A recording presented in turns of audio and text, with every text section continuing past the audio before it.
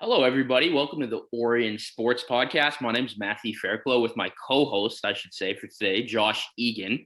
Taking over the reins today, Matt, eh? 100%. Let's get into it. This video is how to fix the Buffalo Sabres. And if you can tell by Josh's background, we're Toronto Maple Leafs fans. So, Josh, tell us why we're helping out a rival and we're going to fix their team right now in this quick 25-minute video. Well, to be honest, at this point, it's just pathetic. I think they lost their 10th or 11th straight last night. It's bad. It's bad. You know, you see, we got fans going nuts in the replies on Twitter, Instagram, Facebook, and the league needs competitive. I think you and I we've been talking about this for a while, and I think what really nailed the nail into the wood to do it was it a Buffalo newspaper yesterday released some rankings of the top 32 NHL teams, like they did them in order. And at number 31 was the Seattle Kraken, who have not played a game yet. They do not have a player under contract. And at number 32 was the Buffalo Sabers. So we're going to try and help out the Sabres. Maybe the Pagulas will listen to this, or one of their coaching staff or something, and take our advice. But there's a couple rules we're going to follow. We're just going to say we have carte blanche. We are owning the team. This is what we would do. Yeah, we're the GMs. We're the GMs. That's what we're doing right now. Yeah. We're the GMs. So that would be, we're just kind of break it down. Let's get after it. Okay, so it's quite obvious, no offense to you Buffalo fans, your players aren't good, your coaches aren't good, your GMs are bad. Well, all the GMs you've had in recent memory are bad. You don't even have enough pro scouts, and we know that fans don't want to show up to the building. So, Josh, knowing everything we know about Buffalo, the Jack Eichel, Taylor Hall, the Eric Staal saga, Rasmus Ristolainen, Dahlin, Carter Hart, sorry. They wish they had Carter Hart. Carter Hutton, all the players that they have. What is wrong with Buffalo right now? And they should go in a rebuild, no? They should go into a rebuild. I think they might find that a little bit more difficult than they do, because they do have some huge contracts there that are going to be next to impossible to move. The one that stands out to me the most is that Jeff Skinner contract. He's locked in until 2026, 2027 at $9 million.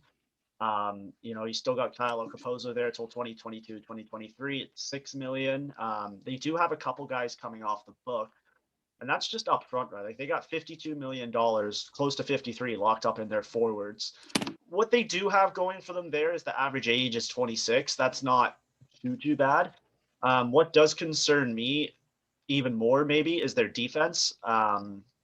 And the red flag that stands out for me there is Rasmus Dahlin is going to need to be re-signed after this year. Right now, he's still on his ELC, so I don't know what he's going to ask for, and I don't know if he can ask for much. They don't really have a goaltender. It's going to have to be. It's going to have to be, and we saw this in Toronto when it worked well, a cultural reset, where I think they start at the top and go down, and I think that will help. But let's stick to the on-ice product, and I think I'll give my thoughts on the ownership model and all that at the end. Oh, 100%. We're going to talk about the ownership. We're going to talk about everything. But I think it's important that we dive down why Buffalo, you guys are in this situation. And it all starts with the draft. Like it or not, you get a player for free and you fuck that up 10 years consecutively, it goes bad. So, Josh, let me tell you their first rounders that they've picked since the year 2010, and you give them a grade out of 10 or ABC, whatever you want to do, okay? I'll put them on my tier. Yeah, ready. Oh, Josh, your tier. Okay. 23rd, Mark Pysyk in 2010. Tier 2. That's your first rounder. So, Josh, you want to explain your tier system really quickly for the Buffalo Sabres fans? Yeah, so tier 1 is someone who doesn't really do anything. It's just a guy. Tier 2 is a player that contributes, but you can't rely on them. Tier 3 is like your high-end third liner, low-end second liner. Like, you need these players to win. Tier 2 is kind of like a superstar, someone who can carry a line, scores goals. You're looking at like 30 plus from this person. And then tier 1 is an elite player, can carry a team, pushes them into a playoffs. You're looking at like McDavid is a tier 1 player. So that's okay. So tiers 1 to 5, 5's the highest. Let's keep going. So Mark Pysyk's not a good player, no offense. Joel Armia. Tier 2, probably. Okay, exactly. Yeah. Mikhail Grigorenko. Exactly. We'll skip that one. Rasmus Ristolainen is pretty good, but he was 8th overall. So I would say that's okay value, no? Yeah, I'll go. He's probably like a tier 3 player. Sam Reinhart, but he was picked 2nd. Oh. That's a bust for 2nd overall. Yeah. You want to play a little better. Okay. Jack Eichel, pretty good player. I'll skip that. We're definitely getting to Jack Eichel. But the next two were both 8th overall, was Alexander Nylander and Casey Middlestat. This is recent memory. They have both not worked out whatsoever. Well, they don't have Nylander anymore. That is correct. There's that. And then Casey Middlestat's, he's still down the AHL. Like, I don't know what they're doing with him. I don't know where he's at. But he's a talented player. He is a talented player. But the next three are a little more recent in Rasmus Dahlin, Dylan Cousins, and Jack Quinn. And in my opinion, these are the guys you build around. You need a core of 4 to 6 players, I'd say, to win a cup. You see it with us. We have Matthews, Marner, and Nylander. Vegas has Pietrangelo, Theodore, Mark Stone. Tampa with Stamkos, Kucherov, Hedman. That list can go forever. Chicago did it when they won the cup. You need these players. So, Josh, what everyone wants to know, you were GM. What would you do right now, and what would you do with Jack Eichel? Kind of a loaded question, but in terms of trades, what would you do? Right now, I'm calling up New York. I want a superstar from them, a couple draft picks, and I'm looking at maybe a defenseman. I don't want to put names on it, but like that's my package of what I need from them. I'm calling up Toronto to see, if they want, first pick at, maybe Taylor Hall, maybe Eric Stahl. I think everybody is on the table in Buffalo. I think you have to have a conversation with your superstars there, mainly Jack Eichel and Taylor Hall, being like, look, are you guys hanging around next year or not? Like, Taylor Hall has no obligation to. Jack Eichel is under contract there, but if he wants out, man, then he wants out, because it's getting ugly there. It can't be fun to play.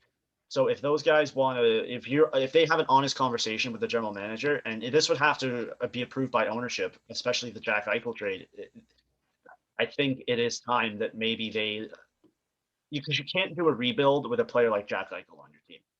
It's not doable, because that guy wants to win. He's a superstar in this league. And I think, like there's teams are interested in him. I'm thinking like maybe New York, LA, and Chicago might have something to offer, especially this year.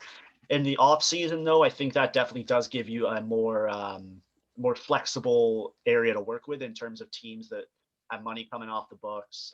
You're probably looking at some teams who didn't make the playoffs this year, who will be able to give up a little bit more in the offseason. So I wouldn't trade him right now. He is also out with an injury until who knows when.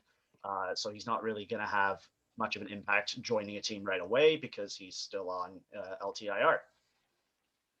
That's pretty, yeah. So we'll go from their UFAs, so trade bait for this deadline, one by one, and you tell me what they want. These are people with value.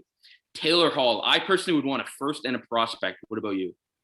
Yeah, first and a prospect sounds about right. You got to remember that Buffalo probably has to keep half of that contract for the remainder. 100%. Yeah. For the remainder of the year, and there's no guarantee. If he's going to a playoff team, there's no guarantee that he's re-signing with that team next year, because as we know, there's a flat cap, and they can afford him for the playoffs because there's no salary cap in the playoffs, but they might not be able to afford him next year. So a few things that we should do. We'll do this first, because this I think is really fun. I will be the New York Rangers GM. You'll be the Buffalo's GM. I will give you my Jack Eichel trade proposals, and you will say yes or no. Are you ready? Yeah. Okay. I'm coming in hot, because if people don't know, my first team is Toronto Maple Leafs, then it's New York Rangers, so I really like this team. And this is my realistic trade proposal. Number 1, Mika Zibanejad. He's had a very down year. He only has 1 year left at 5.3, so Buffalo might sign him long term. I assume that they would flip him, because that's personally what I would do. But Mika Zibanejad, 1. 2, Capo Caco. I saw a lot of Rangers fans don't want to give him up. In reality, you have to give something to get something. From the New York Rangers fans, I don't want to touch my defense, because that's probably weak, and I have good prospects. So I'll throw Capo Caco. And next one, a first-round draft pick. In my first-round draft pick this year for the New York Rangers might be top 10. You can get some guys like Matt Beniers, maybe the last Hughes brother and Luke Hughes. There's some good value in this draft.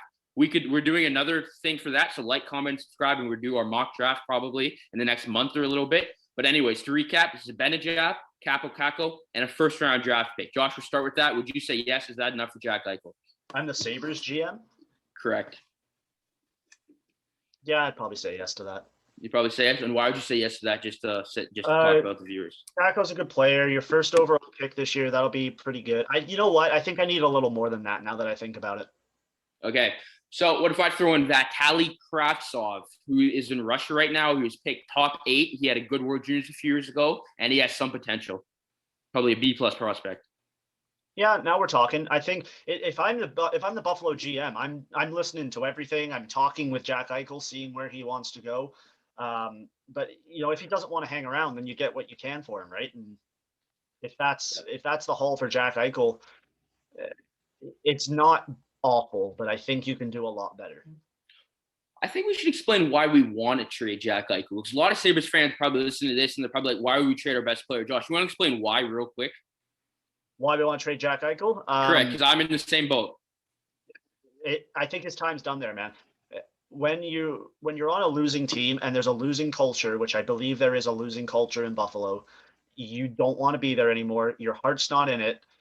Ryan O'Reilly left there a couple of years ago and he said, yeah, I just don't want to play hockey anymore. And then he goes to St. Louis, which has a better culture, winning team, winning culture, good teammates, good ownership, good management all the way down. And he wins a Stanley Cup, he becomes captain of the team. Like, I don't think that's a coincidence. And I want to see Jack Eichel move personally because I think he's a phenomenal player. He's not at the moment though, because he's not surrounded by other players who can help him. He's a great player, but he's not like a Connor McDavid or Sidney Crosby who makes players around him better. He doesn't have that in him. But him in a different environment, like a fresh start, maybe like I think New York is a fantastic fit for him.